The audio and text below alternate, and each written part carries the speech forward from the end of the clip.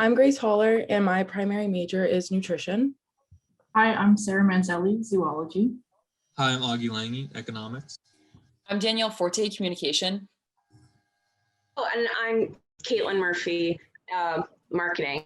And we are all seniors in the sustainability dual major. And the name of our capstone project is From Pandemic Responses to Sustainable Food System Solutions. So in New England, we only produce about 10% of the food that we consume. Oh, you can go back a little. One more. Sorry, my computer's being so slow right now. It's okay. All right, well, I'll just keep going. So in New England, we produce 10% of the food, only 10% of the food that we consume. We rely heavily on imports from the global supply chain. And during COVID, we saw major disruptions occur in that globalized system. And these food supply issues are only going to worsen as we face the increasing negative impact of climate change. So the research we conducted covers how COVID has exposed the vulnerabilities as well as the opportunities in our current food supply system, and how we can broaden those market channels and apply that knowledge towards empowering our local food producers and creating a more resilient local food system for the future. And our research covered 5 types of distribution channels utilized by local farmers. And those are farmers markets, direct to consumer, restaurant and institution supply, CSAs, and food hubs. We had 2 primary methods to conduct our research. We began the project by diving headfirst into the existing literature. As a team, we completed over 50 literature reviews that we separated into 2 categories. The first being consumer engagement in the local supply chains, and the other was the early responses of COVID-19 in local and global supply chains. From there, our methods and focus shifted to conducting interviews to hear from conscious consumers firsthand.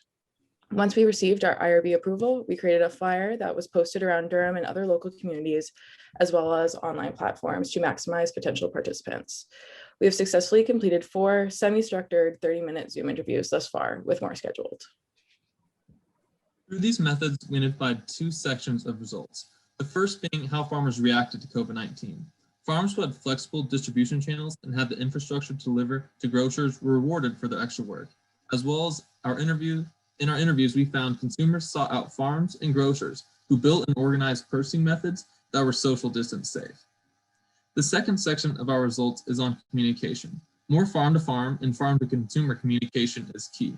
Farm-to-farm communication will improve local farm resiliency to climate change and make local farms more reliable. Our interviewees stated they received most of their information about local farms and general access to local food by word of mouth, not a very efficient form of communication during COVID-19. There was also a theme of a general lack of consumer education about local farms and farming practices. So in order for local farms to become more prominent, they need to advertise the benefits of buying local and target those consumers who don't usually visit local farms. A major area of our research has been on mediated market models, specifically those that utilize online platforms to facilitate sales between producers and consumers. Mediated online channels are becoming relevant due to the saturation of traditional pathways, such as farmers markets.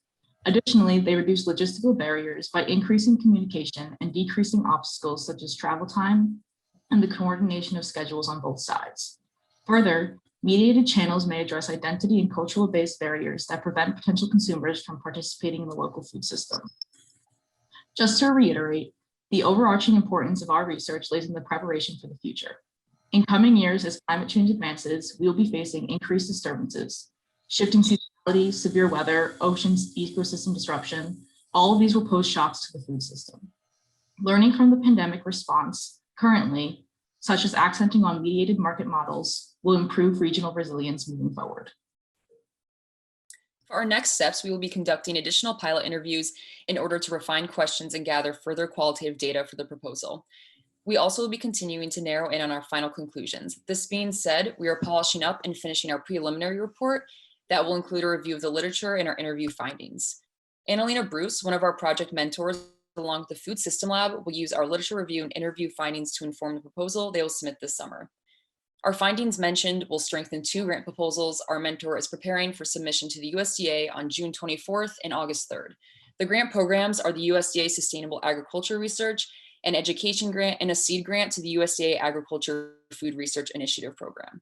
The grants are focused on developing new marketing strategies for alternative food networks that will widen participation beyond privileged, highly educated, and white consumers and to address the logistical barriers that limit participation, such as convenience, choice, flexibility, and accessibility. And we look forward to answering your questions later.